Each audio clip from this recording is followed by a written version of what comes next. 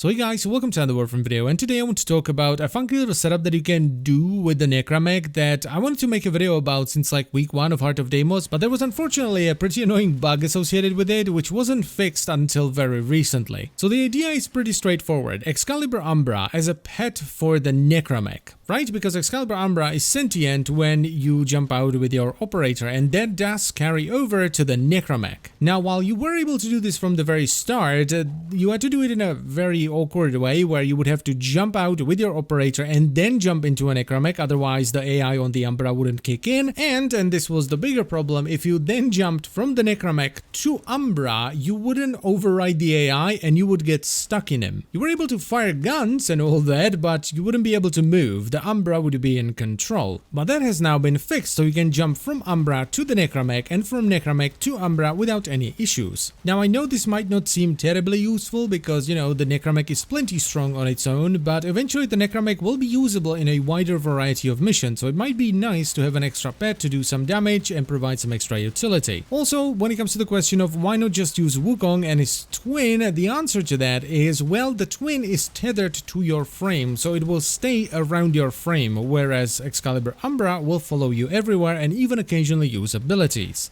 Now when it comes to setting up the frame, you just want to make it as beefy as possible so it can survive for as long as possible, because if they damage it enough to where it would normally go down, it will just become inactive and you will have to go back and essentially reset him. The one thing I would recommend you put on Umbra is Rejuvenation, which will give the regeneration to your Necramech. And while 3 health per second might not sound like a lot and you can easily swap it out for something else like Corrosive Projection for some armor reduction, it is actually quite nice because of the shield you have on your Necramech. So when you take damage and then you apply the shield, your health will slowly regenerate underneath the shield. Now when it comes to the weapons you want to put on the Umbra, I personally like the Exaltra the most, which is actually my favorite weapon for Wukong's twin as well, but something like the Kuva Brahma is pretty cool as well, or you can use something like the Lance, basically anything that does a little bit of splash damage or big AoE, so the frame doesn't have to be too accurate. Another weapon that I found to be pretty fun is, for example, the Shedu, so, you know, just play around with different stuff and see what works best. And that's kind of all there is to it, really. It's just a funky little setup that you can do with the Necramech to have a pet Umbra running around, doing some damage and occasionally casting abilities, as well as a normal pet, in this case a Panzerwolf Phyla, so they can run around together and do stuff. And once again, while this might not be too terribly useful in the open worlds at the moment, once we can use Necramechs in normal missions, having a frame on top of having a Necramech is going to be pretty nice, especially for Steel Path. And that is pretty much all I wanted to say, so I thank you very much for watching. As always guys, I hope you've enjoyed the video and you will give this setup a try,